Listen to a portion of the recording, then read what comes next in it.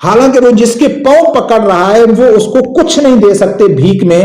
اگر ان کو کچھ بھیک میں کوئی دے سکتا ہے تو وہ دے سکتے ہیں تحریک لبیک والے حافظ سعد حسین رضوی صاحب. سچ ہے کہ عمران خان کو معافی یہ حکومت نہیں دے سکتی, اس کے پاس اتنا مینڈیٹ نہیں ہے, شہباز شریف کے پاس اتنے اختیار نہیں ہے کہ وہ عمران خان کو کوئی relief they, P T I کو کوئی ریلیف دے. مذاکرات کے لیے بھیک مانگ رہے ہیں, کیوں کہ ذلت ان کا مقدر بن چکی ہے. ان کو معلوم ہے کہ وہاں سے ہمیں کچھ ریلیف نہیں ملے گا, لیکن پھر بھی ان کے در پہ جاتے ہیں. کس لیے کہ یہ ذلیل ہوں.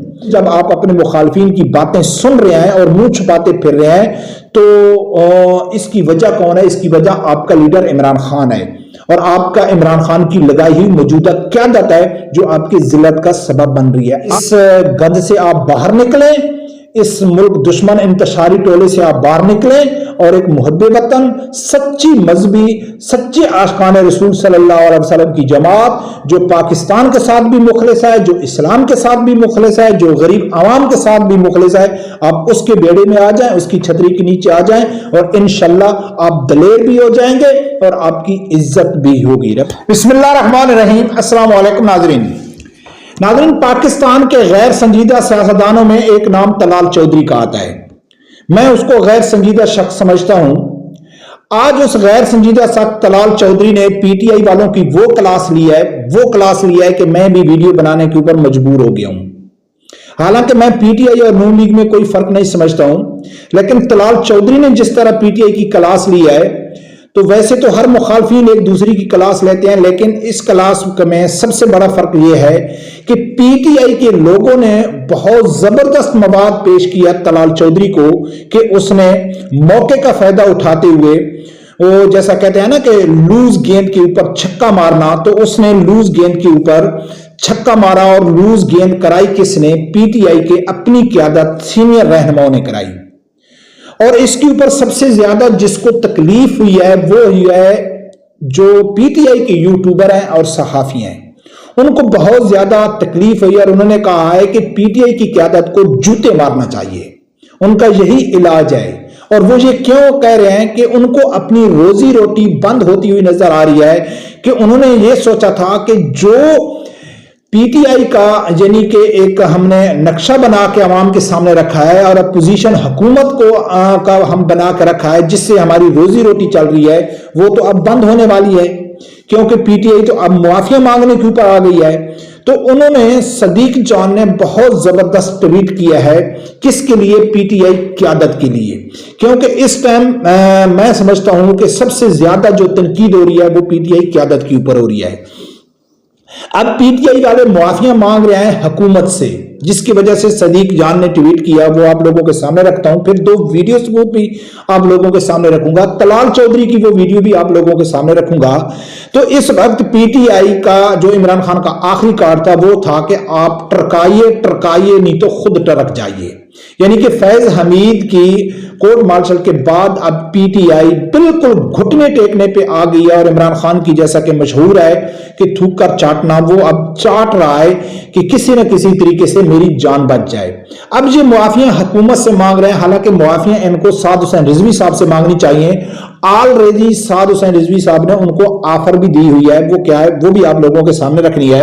لیکن ناظرین سب سے پہلے میں آپ لوگوں کے سامنے صدیق جان کا ٹویٹ رکھتا ہوں, اور صدیق جان نے وہ ٹویٹ کیا کیوں, وہ ویڈیو بھی میں آپ لوگوں کے سامنے رکھوں گا. لیکن پہلے صدیق جان کے 2 ٹویٹ ہیں وہ میں آپ لوگوں کے سامنے رکھتا ہوں, پھر جس وجہ سے صدیق جان نے ٹویٹ کیا ہے, بلکہ یہ تو میں ایک ثبوت کے طور پر صرف صدیق جان کا پیش کر رہا ہوں, نہیں تو ویسے اس ٹائم جو پی ٹی آئی کے یوٹیوبر ہیں ان کو روزی کے لالے پڑے ہوئے ہیں, وہ بہت زیادہ پریشان ہیں کہ یار اب ہم مزید جوتیوں کو بے وقوف نہیں بنا سکتے, بس اب بہت ہو گئی ہے کہ اب ہمارے دروازے بند ہو رہے ہیں, کہ اب پی ٹی آئی بالکل گھٹنوں پہ آ گئی ہے, اب وہ معافیاں ترلے پہ آ گئی ہے.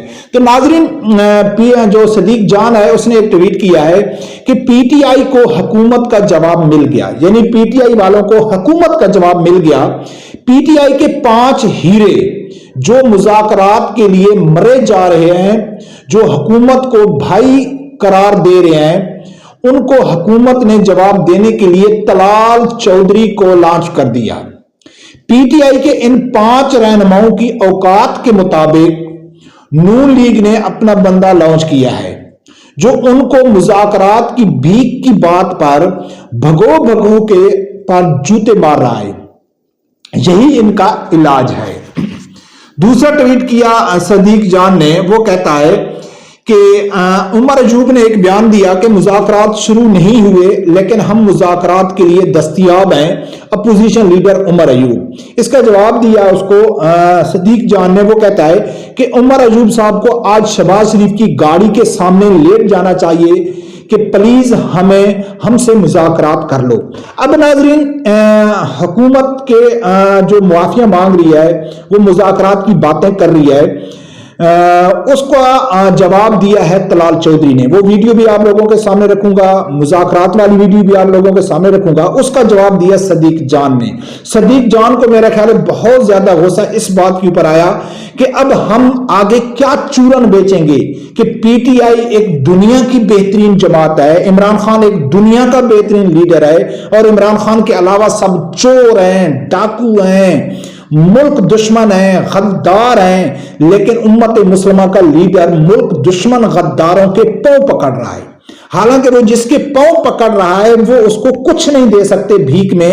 اگر ان کو کچھ بھیک میں کوئی دے سکتا ہے تو وہ دے سکتے ہیں تحریک لبیک والے حافظ سعد حسین رضوی صاحب.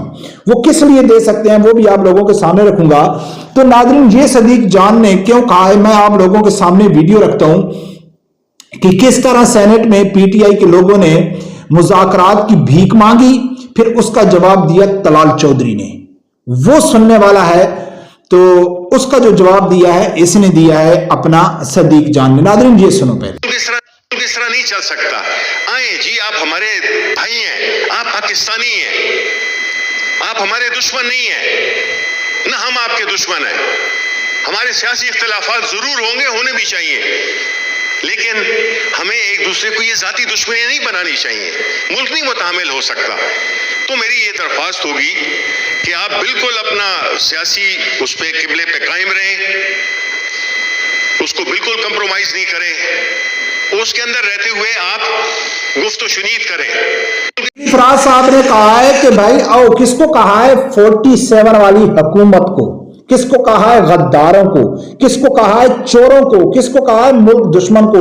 آؤ بھائی، آپ ہمارے بھائی ہیں، آپ دشمن تھوڑے ہی ہیں. آؤ ہم سے مل بیٹھ کر بات کرتے ہیں، اس مسئلے کا حل نکالتے ہیں. کس نے کہا؟ شبلی فراز نے. اس کو جواب دیا ہے طلال چودھری نے. اس جواب کی وجہ سے اب پورے پی ٹی آئی والوں کو یعنی کہ بہت زیادہ بری لگ رہی ہے، اور خاص کر جو صدیق جان ہے اس کو تو بہت زیادہ بری لگی ہے. یہ سنو اس نے کیا کہا ہے. سزاؤں تک پہنچی ہے تو گھبرا گئے ہیں. میں نے کہنا تھا گھبرانا نہیں، گھبرا گئے ہیں نا، اسی لیے مذاکرات کی بات کر رہے ہیں. یہ جھانسا ہے، یہ جھانسا ہے، جھانسا. فیض حمید کو بچانے کے لیے مذاکرات کا ڈھونگ رچایا جا رہا ہے. او بھئی یہ تو پارلیمنٹ ہی چالی ہے نا بھئی، اس سے کس بات کے مذاکرات؟ اوے ہم چور اور ڈاکو ہیں، اب ہم چور اور ڈاکو نہیں ہیں. اب مجھے یہ بتائیں کہ آپ تو کہتے تھے ہم چوروں سے ہاتھ نہیں ملائیں گے، کیا اب ہم چور نہیں رہے؟ ہم وہی ہیں. یہ پارلیمنٹ بھی جیلی ہے، ہم تو چور ہیں، ڈاکو ہیں، کیا ہم اب چور نہیں ہیں؟ ہم سے مذاکرات کیوں کرتے ہیں؟ خوب کلاس لی طلال چودھری نے ان کی. اب ناظرین، سوال یہ ہے کہ جب انسان کا برا وقت شروع ہو جائے تو پھر اس کے ہوش حواس کام کرنا چھوڑ دیتے ہیں. وہ جب سیدھا کام کرتے ہیں ان سے سیدھا کام بھی الٹا ہوتا ہے. یہی عمران خان کہتا ہے، بلکہ اور یہی سچ ہے کہ عمران خان کو معافی یہ حکومت نہیں دے سکتی. اس کے پاس اتنا مینڈیٹ نہیں ہے، شہباز شریف کے پاس اتنے اختیار نہیں ہے کہ وہ عمران خان کو کوئی relief they, P T I کو کوئی ریلیف دے. لیکن یہ پھر بھی پارلیمنٹ میں ان سے معافیہ مانگ رہے ہیں، ان سے بھیک مانگ رہے ہیں، مذاکرات کے لیے بھیک مانگ رہے ہیں. کیوں؟ کہ ذلت ان کا مقدر بن چکی ہے. ان کو معلوم ہے کہ وہاں سے ہمیں کچھ ریلیف نہیں ملے گا، لیکن پھر بھی ان کے در پہ جاتے ہیں. کس لیے؟ کہ یہ ذلیل ہوں. تو ناظرین، ان کے پاس وحدی حل ہے. حافظ سعد حسین رضوی صاحب نے کہا تھا کہ آ جاؤ، ہمارے شہداء ہیں، ان سے معافی مانگو. बाबा जी के मजार पे जाओ, वहां से मुआफी मांगो, तौबा करो और हमारे साथ आ जाओ कि भाई नेक्स्ट टाइम हम कोई ऐसे गलत काम नहीं करेंगे, नामूस रिसालत और खत्म नबूवत के खिलाफ हम कोई ऐसे बात नहीं करेंगे। मैं कसम से कहता हूं कि साद हुसैन रिजवी साहब की जितनी पेशन गोइयां हैं, साद रिजवी साहब ने जो जो बात की है पीटीआई के मुतालिक, सब सच साबित हुई है। और अगर ये आज चले जाते हैं साद हुसैन रिजवी साहब के कहने के ऊपर, उसकी बात के ऊपर अमल करते हुए अल्लामा खादिम हुसैन रिजवी रहमतुल्लाह अलैह के मजार पे चले जाते हैं और अल्लाह से माफी मांगते हैं, तो मुझे यकीन है, मुझे ईमान की हद तक यकीन है कि अल्लाह की जात इनको मुआफ कर देगा।